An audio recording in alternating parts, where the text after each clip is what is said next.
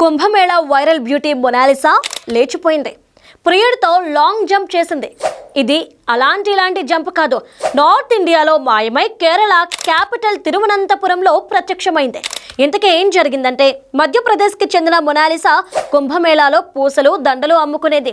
తేనె కళ్ళతో ఆకర్షణీయమైన నవ్వుతో కుంభమేళాలో పూసల దండలు అమ్ముతున్న ఆమె వీడియో దేశవ్యాప్తంగా వైరల్ అయింది. ఇన్స్టెంట్ పబ్లిసిటీతో ఆమె దిశ మారింది. జాతరలో స్టాల్ పెట్టుకుని చిన్న వస్తువులు అమ్ముకునే మొనాలిసా ఇప్పుడు ఫేమస్ బాలీవుడ్ స్టార్. ఆమె మణిపూర్ డైరీస్ అనే సినిమాలో లీడ్ రోల్లో యాక్ట్ చేసింది. తెలుగు సినిమాల్లోనూ అవకాశాలు వచ్చాయి. మొనాలిసాకు నేమ్, ఫేమ్, అవకాశాలతో పాటు ప్రేమ కూడా పుట్టుకొచ్చింది.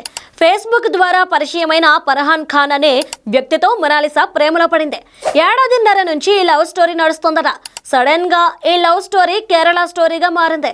చాలా కాలం నుంచి డేటింగ్ లో ఉన్న వీళ్ళ పెళ్లికి మొనాలిసా తల్లిదండ్రులు ఒప్పుకోలేదు. ఇంకేముంది, ఆమె ప్రియుడితో లేచిపోయింది. ఇద్దరు ఫర్హాన్ స్వస్థలమైన కేరళకు చెక్కేశారు. తిరువనంతపురం పోలీసులను ఆశ్రయించిన మొనాలిసా భోంస్లే తమకు రక్షణ కల్పించాలని కోరింది. ఇక్కడ ఇంకో ట్విస్ట్ ఏంటంటే, కుంభమేళా వీడియోతో వైరల్ అయిన సమయంలో మొనాలిసా వయసు 16 ఏళ్లు. అంటే ఇప్పుడు ఆమె ఏజ్ 17 సంవత్సరాలే.